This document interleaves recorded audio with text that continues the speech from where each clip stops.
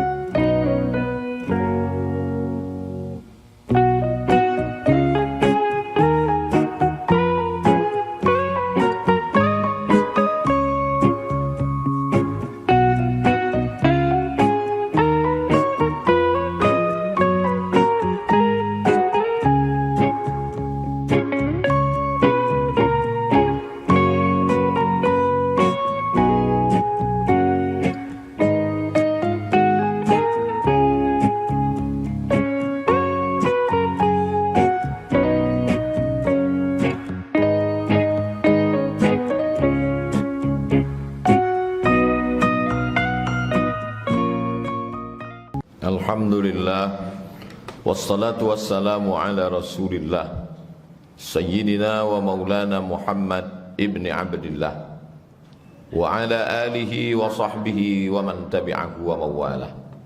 Ashhadu an la ilaha illallah wahdahu la syarika lah, wa ashhadu anna sayyidana Muhammadan abduhu wa rasuluh la nabiyya ba'dah. Allahumma salli ala sayyidina Muhammadin an-nabiyil ummi wa ala alihi wa sahbihi wa barik wa sallim. Qala Allah Ta'ala fil Qur'anil azim wa huwa asdaqul qailin. A'udzu billahi minasy syaithanir rajim. Ya ayyuhalladzina amanu taqullaha haqqa tuqatih wa la tamutunna illa wa antum muslimun. Wa qala ta'ala fi ayatin ukhra, ya ayyuhalladzina amanu taqullaha wa qulu qawlan sadida yuslih lakum a'malakum wa yaghfir lakum dhunubakum wa man yuti'illaha wa rasulahu faqad faza fawzan 'azima. Ibadallah, usikum wa nafsi bi taqwallah wa ta'atihi faqad fazal muttaqun. Hadirin jamaah Jumat yang dimuliakan Allah Subhanahu wa taala. Suatu ketika Nabi Muhammad sallallahu alaihi wasallam bercerita tentang 4 orang dari kalangan Bani Israel yang beramal samanuna sanah, 80 tahun. Malamnya qiyamul lail beribadah, siangnya berjihad fisabilillah. Ruhbanul lail, malamnya sebagai ahli ibadah. Fursanun nahar, pasukan penunggang kuda yang berperang di waktu siang. La ya'sunallaha tarfata ainin, tak pernah buat maksiat sekedip mata. 80 tahun. Malam qiyamul lail, siang berjihad, sekedip mata tak pernah berbuat dosa.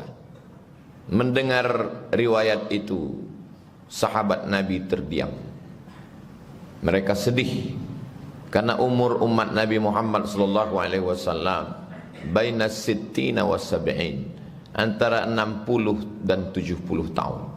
Dipotong tidur, dipotong mencari nafkah, membesarkan anak-anak. Jauh sekali beda jam ibadah kita dengan 4 orang dari kalangan Bani Israel itu. Nabi terdiam, sahabat pun terdiam. Lalu kemudian datang malaikat Jibril alaihi salam membawa satu surat. A'udzubillahi minasyaitonir rajim. Inna anzalnahu fi lailatul qadr wa ma adraka ma lailatul qadr. Lailatul qadri khairum min alfi syahr.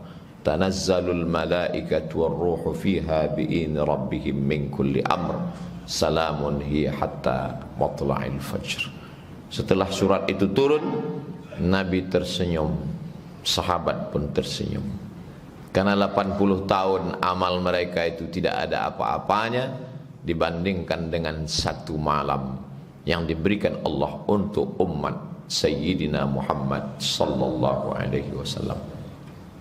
Jangan berkecil hati umur pendek, jangan berkecil hati amal tidak banyak, karena menjadi umat Nabi Muhammad sallallahu alaihi wasallam itu memiliki khasais, keistimewaan yang tak dimiliki umat yang lain. Salatul jamaati, salat berjamaah, tafdulu salatal fadzi, lebih utama daripada salat sendirian, bisab'in wa 'ashrina darajah, 27 tingkatan. Jadi umat Nabi Muhammad sallallahu alaihi wasallam yang istiqamah 1 tahun salat berjamaah, umurnya mendapat kelipatan 27 tahun. Jadi kalau dia istiqamah 10 tahun, maka dia mendapat kelipatan 270 tahun. Maka kalahlah usia Nabi Musa alaihissalam yang 120 tahun. Maka kalahlah usia Nabi Ibrahim alaihissalam 200 tahun. 10 tahun saja istiqamah, 270 tahun. Belum lagi kalau dia dapat Lailatul Qadar, khairum min alfi syahrin, lebih baik daripada 1000 bulan. 1000 bulan itu 83 tahun. Kalau dapatnya saja Lailatul Qadar 1 tahun, 83 tahun. Ditambah dengan istiqamah solat berjamaah. Itulah mengapa umat Nabi Muhammad SAW lebih dulu masuk surga daripada umat yang lain. Ketika Sayyidina Umar ibn al-Khattab membawa lembaran Taurat, karena di Madinah itu banyak orang Bani Israel, ada Yahudi Bani Nadir, ada Bani Quraizah, ada Bani Qainuqa, ada Yahudi Khaybar. Bagi mereka Taurat itu tidak asing. Dia membawa lembaran-lembaran Taurat. Nabi bertanya, apa yang ada di tanganmu itu wahai Umar? Kata Sayyidina Umar, ini adalah lembaran Taurat. Nabi menarik dan menyobeknya.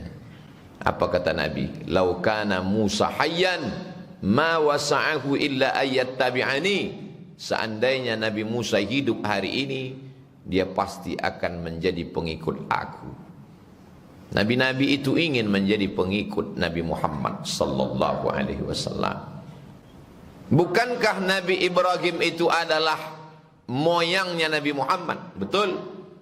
Karena Nabi Muhammad anak Abdullah, anak Abdul Muttalib, anak Hashim, anak Abdi Manaf, anak Qusay, sampai kepada Adnan, cucu cicit keturunan Ismail, anak Ibrahim alaihissalam. Maka ketika Isra Mi'raj dia berkata, marhaban bi ibni, selamat datang wahai anakku. Nabi Muhammad itu tidak dia katakan sahabat, tapi dia katakan anakku, karena mengalir darah Nabi Ibrahim dalam diri Nabi Muhammad sallallahu alaihi wasallam. Tapi ketika saat salat di Baitul Maqdis, yang menjadi imam adalah Nabi Muhammad sallallahu alaihi wasallam. Itulah yang dibaca dalam setiap tarhim sebelum azan. Wa antal imam, engkau menjadi imamnya. Nabi Musa menjadi makmum, Nabi Isa menjadi makmum, Nabi Ibrahim alaihissalam menjadi makmum. Man sallaita bi kullil anbiya, wahai engkau yang salat bersama para nabi dan rasul, dan engkau adalah imamul mursalin, imamnya rasul-rasul utusan Allah subhanahu wa ta'ala. Jadi kalau ada orang yang mengatakan mengapa kita hidup di zaman ini takdir Allah yang tak bisa kita pilih. Kita tidak pernah bisa memilih menjadi umat Nabi Musa, atau menjadi umat Nabi Isa, atau menjadi umat Sayyidina Muhammad sallallahu alaihi wasallam. Kita sudah dipilihkan Allah, ditakdirkan Allah menjadi umat akhir zaman. Jangan pernah bersedih, berkeluh kesah, berduka cita. Berbahagialah menjadi umat Nabi Muhammad sallallahu alaihi wasallam. Tinggal kita isi saja peluang-peluang ini. Salat berjamaah 27 tingkatan. Isi malam-malam bulan Ramadan. Kapan terjadinya malam Lailatul Qadar itu? Kalau kita buka tafsir Al-Qur'anil Azim yang ditulis oleh Imam Abul Fida Ismail Ibn Katsir, maka banyak sekali pendapat ulama. Ada yang mengatakan malam pertama, ada yang mengatakan malam yang ketiga, Ada yang mengatakan malam yang kelima, ada yang mengatakan malam yang ketujuh. Kenapa berbeda peristiwa peringatan nuzul Quran antara Republik Indonesia memperingati malam 17 Ramadan dengan Mesir yang memperingati 27 Ramadan? Maka solusinya, bukalah tafsir Ibnu Katsir. Di situ akan dapat jawabannya. Bahwa yang berpendapat malam Lailatul Qadar turunnya Quran itu adalah malam 17 karena mengambil salah satu pendapat dari mazhab Syafi'i. Dan mazhab Syafi'i pegangan orang Indonesia, Muslim Asia Tenggara, berpegang kepada mazhab Syafi'i. Salah satu pendapatnya mengatakan malam 17 Ramadan. Mengapa mereka di Mesir memperingatinya dengan mengadakan musabaqah tahfiz Quran? Piala Lailatul Qadar dari presiden dibagikan bagi para penghafal Quran dan itu dibagi malam 27. Mereka mengambil hadis Nabi, taharru Lailatul Qadri fil ashril awakhir min Ramadan. Carilah dia di malam-malam terakhir di bulan Ramadan. Masing-masing punya argumentasi, masing-masing punya dalil. Tapi yang jelas sepakat mereka dia berada di waktu malam. Dua ayat menyatakan demikian. Inna anzalnahu fi lailatin mubarakah. Kami turunkan Al-Quran itu pada malam yang penuh dengan keberkahan. Inna anzalnahu fi lailatul qadr. Kami turunkan dia pada malam yang memiliki keagungan dan kemuliaan. Begitu banyak malam. Ada 360 malam dalam setahun. Malam yang mana? Dipersempit lagi dengan satu ayat, syahrul Ramadan alladzi unsila fihi al-Quran. Dia berada pada malam-malam Ramadan, ayyaman ma'dudat, yang waktunya sudah ditentukan antara 29 atau 30 malam. Karena tidak ada Ramadan 28 dan tak ada Ramadan 31, antara 29 atau 30. Jangan dipersempit lagi, karena ini adalah bulan keutamaan, kemuliaan. 16 malam sudah berlalu. Nanti malam adalah malam yang ke-17. Jangan sia-siakan waktu yang tersisa. Kata orang-orang tua dulu, kalau sudah lewat malam 15, seperti menurun bukit, begitu cepat berlalu. Pikiran manusia mulai bercabang, akan membeli baju baru. Maka mal dan tempat perbelanjaan penuh, masjid mulai ditinggalkan. Nabi sudah tahu perangai umatnya ini 14 abad yang silam. Maka ada satu ibadah yang dilaksanakan di ujung Ramadan. I'takafa Rasulullah sallallahu alaihi wasallam fil ashril awakhir min Ramadan. Nabi melaksanakan i'tikaf di 10 terakhir Ramadan. Nabi mulai masuk Masjid Nabawi petang tanggal 20 dan tidak keluar kecuali hanya untuk keperluan darurat, mandi, buang air besar kecil, berwudu. Sampai pakaiannya pun diantar oleh Sayyidatuna Ummul Mukminin Aisyah radhiyallahu anha. Sampai ada satu tiang di Masjid Nabawi itu bernama Ustuwanatus Sarir. Ustuwanah artinya tiang, sarir artinya tempat tidur. Karena di bawah tiang itulah diletakkan kasur tempat tidur Nabi. Ketika dia terbangun berbekas di pundaknya, lalu datang Sayyidina Umar bin Khattab ingin mengganti kasur itu dengan kasur yang lembut. Karena kasur Nabi itu terbuat dari anyaman pelepah kurma. Kalau ditiduri berbekas ke pundak. Kami ganti dengan yang lembut ya Rasulullah. Apa jawab beliau? Aku tidak layak memakai pakaian dunia itu. Sampai hari ini tiang itu ada di sebelah kiri kalau kita menghadap ke arah kiblat, bertepatan dengan dindingnya makam Sayyidina Muhammad sallallahu alaihi wasallam. Ustuwanatus Sarir, tiang kasur. Karena di bawah itulah Nabi melaksanakan i'tikaf. Satu amalan yang jangan sampai ditinggalkan. Ma la yudraku kullu la yutraku kullu. Kalau tak bisa semuanya, jangan tinggalkan semua. Kalau tidak bisa 10 malam, 9 malam, jangan sampai tidak ada i'tikaf sama sekali. I'tikaf dalam mazhab Imam Malik bin Anas, Imam Maliki memang lama, menyatukan siang dan malam. Syaratnya ketat. Antara siang dan malam mesti bersatu. Mesti ada siang, mesti ada malam, 24 jam, dan mesti sedang berpuasa. Barulah dia disebut i'tikaf. Tapi i'tikaf dalam mazhab Syafi'i amat sangat ringan. Lama sedikit dari rukuk sudah dianggap i'tikaf. Subhana rabbiyal azim wa bihamdi, subhana rabbiyal azim wa bihamdi, subhana rabbiyal azim wa bihamdi. Sudah dianggap sebagai i'tikaf.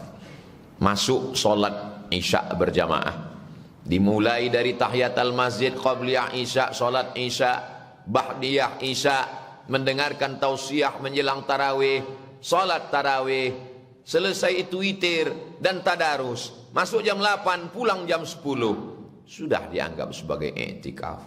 Nawaitul i'tikaf, aku berniat i'tikaf fi hadzal masjid, di masjid ini lillahi ta'ala. I'tikaf al-muksu, menetap fil masjid, di dalam masjid, biniyatin makhsusah, dengan niat yang khusus, taqarruban ilallah, mendekatkan diri kepada Allah subhanahu wa ta'ala. Apalagi di 10 terakhir Ramadan itu ada hari libur, hari Ahad, maka jangan sampai terlewatkan. Tidak ada alasan untuk tidak melaksanakan i'tikaf. Bisa lebih lama dari sekedar 2 jam. Masuk dari mulai azan Isya, diawali dengan tahiyatul masjid, dilanjutkan dengan qabliyah Isya, solat Isya, kultum pengajian menjelang tarawih, solat tarawih, dilanjutkan dengan solat witir dan tadarus, beristirahat di masjid dengan tetap menjaga adab-adab, jangan mengotori masjid, diselenggarakan oleh panitia, dilaksanakan secara beramai-ramai. Bangun jam 2 malam, dari jam 2 ke jam 3 tahsin, memperbaiki bacaan Al-Quran bersama.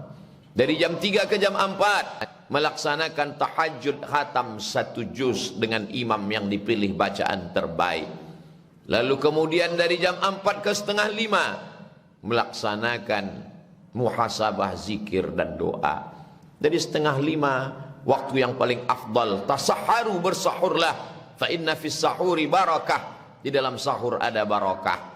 Setelah makan sahur bersiap-siap solat subuh, qabliyah subuh, solat subuh. Dari solat subuh sampai terbit matahari jangan keluar masjid. Man shalla subha fi jama'atin, solat subuh berjamaah. Tsumma qa'ada yadhkurullah, duduk berzikir mengingat Allah. Pengajian, baca Quran, tahsin, tadabbur, memahami surat-surat pendek bacaan solat sampai terbit matahari. Solat sunat isyraq 2 rakaat. Kanat lahu ka ajri hajjatin wa umrah, dapat pahala seperti haji dan umrah. Keluar jam 8 pagi, 12 jam beriktikaf. Masuk jam 8 malam, keluar jam 8 pagi. Paling tidak kita pernah seumur hidup menyatukan siang dan malam, malam dan siang di dalam masjid. Bawa istri dan anak, karena Nabi membawa istrinya melaksanakan iktikaf. Walaupun ada hadis melarang perempuan ke masjid, tapi khusus saat i'tikaf, maka sesungguhnya laki-laki bertanggung jawab di hadapan Allah, mendidik istrinya, bacaan Qur'annya, solatnya, zikirnya. Dan kapan laki-laki kepala rumah tangga mampu mendidik? Di bulan Ramadan lah saatnya. Dibawa istri dan anak. Ini menjadi kenangan 20 tahun akan datang. Kita belum tentu ada lagi di rumah Allah, di masjid, di Ramadan. Ramadan masih tetap ada, tapi kita belum tentu berada di Ramadan. Mereka akan meneteskan air mata, anak-anak kita akan membawa istrinya, cucu-cucu kita akan mereka bawa ke masjid karena kita pernah melakukan perbuatan yang sama. Berapa banyak tausiah, khutbah, ceramah tidak berkesan, tidak diingat orang, tapi perbuatan itu menyentuh ke hati mereka. Masih panjang kesempatan. Sallu salatal muwaddi', kalau engkau solatlah seakan-akan itu solat terakhir. Seakan-akan ini solat Jumat yang terakhir. Belum tentu kita solat Jumat lagi di masa akan datang. Itu membuat kita semakin khusyuk. Maka jadikan Ramadan ini seakan-akan Ramadan terakhir. Kalau umur kita panjang, bonus hadiah dari Allah. Tapi kalau kita mati, kita insya Allah sudah siap menghadap Allah. Mati itu akan datang pada orang siap maupun tidak siap. Innal mautal ladzi tafirruna minhu fa innahu mulaqikum. Kematian yang kamu lari daripadanya, dia pasti akan datang. Ainama takunu yudrikumul maut walau kuntum fi burujim musayyadah. Kematian akan menangkap kamu walaupun kamu berada di dalam satu tempat yang kokoh. Isma syi'ta, hidup sesuka hati. Fa innaka mayyit, kau akan menjadi mayat, akan dimakan cacing tanah, yang tinggal hanya amal jariah. Barakallahu li wa lakum fil Qur'anil azim. ونفعني وإياكم بما فيه من الآيات والذكر الحكيم وتقبل مني ومنكم تلاوته إنه هو الغفور الرحيم.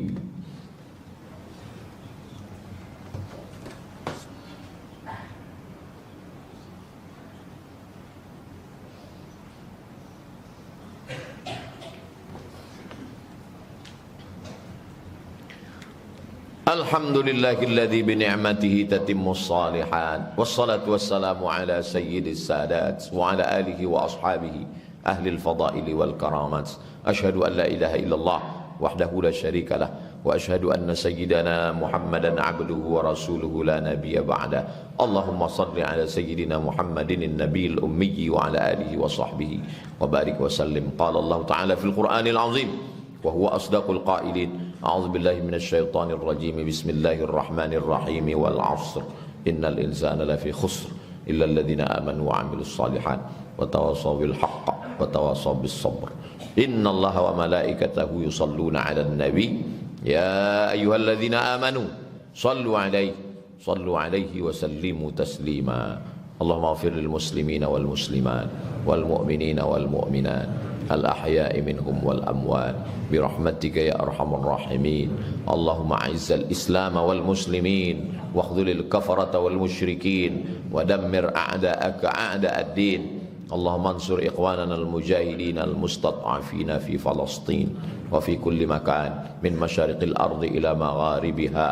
Allahumma dafa'anna al-ghala' wal waba' wal fahsya' wal riba wal zina wal munkar was-suyuf al-mukhtalifata wasyada'id wal mihan ma dhahara minha wa ma batan min baladina hadha khassah wa min buldanil muslimina 'ammah. Ibadallah, usikum wa nafsi bi taqwallah wa ta'atihi faqad fazal muttaqun. Innallaha ya'muru bil 'adli wal ihsan wa ita'i dzil qurba wa yanha 'anil fahsya'i wal munkari wal baghi ya'izukum la'allakum tadhakkarun. Fadhkurullahal 'azima yadhkurkum was'aluhu min fadlihi yu'tikum wa la dzikrullahi akbar wallahu ya'lamu ma tasna'un. Aqimis shalah.